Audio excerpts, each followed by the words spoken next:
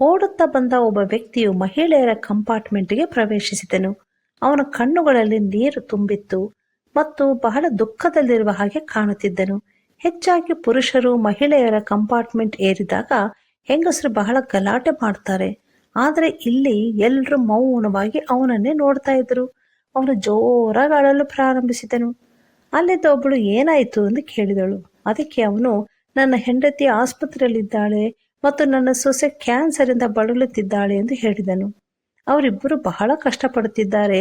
ನಾನೇ ಆ ಕುಟುಂಬಕ್ಕೆ ಯಜಮಾನನು ಮತ್ತು ಅವರಿಬ್ಬರಿಗೆ ಸಮಾಧಾನವನ್ನು ಮಾಡಲು ಪ್ರಯತ್ನಿಸುತ್ತಿದ್ದೇನೆ ಅಂದನು.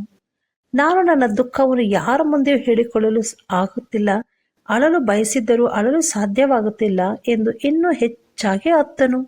ಅಲ್ಲಿದ್ದ ಒಬ್ಬಳು ಅವನಿಗೆ ನೀರು ತಂದುಕೊಟ್ಟಳು. ಮತ್ತೊಬ್ಬಳು ತಾನು ಕುಳಿತಿದ್ದ ಸ್ಥಳವನ್ನು ಅವನಿಗಾಗಿ ಬಿಟ್ಟಳು.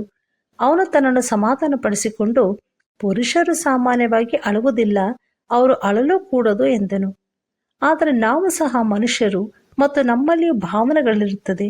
ನನ್ನ ಕುಟುಂಬದ ಆ ಇಬ್ಬರೂ ನನಗೆ ಬಹಳ ಮುಖ್ಯ ಮತ್ತು ನನ್ನ ಎಲ್ಲಾ ಕಷ್ಟಗಳಲ್ಲಿ ಅವರು ನನ್ನ ಜೊತೆಗಾರರಾಗಿದ್ದಾರೆ ಎಂದನು.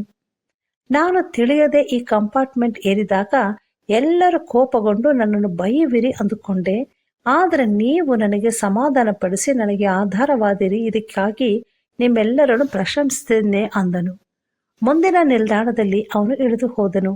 ಅರಸನಾದ ಸೊಲೊಮೋನನು ಎಲ್ಲದಕ್ಕೂ ತಕ್ಕ ಸಮಯವಿರುತ್ತದೆ, ಅಳುವುದಕ್ಕೂ ಒಂದು ಸಮಯ, ನಗುವುದಕ್ಕೂ ಒಂದು ಸಮಯ ಎಂದಿರುವನು.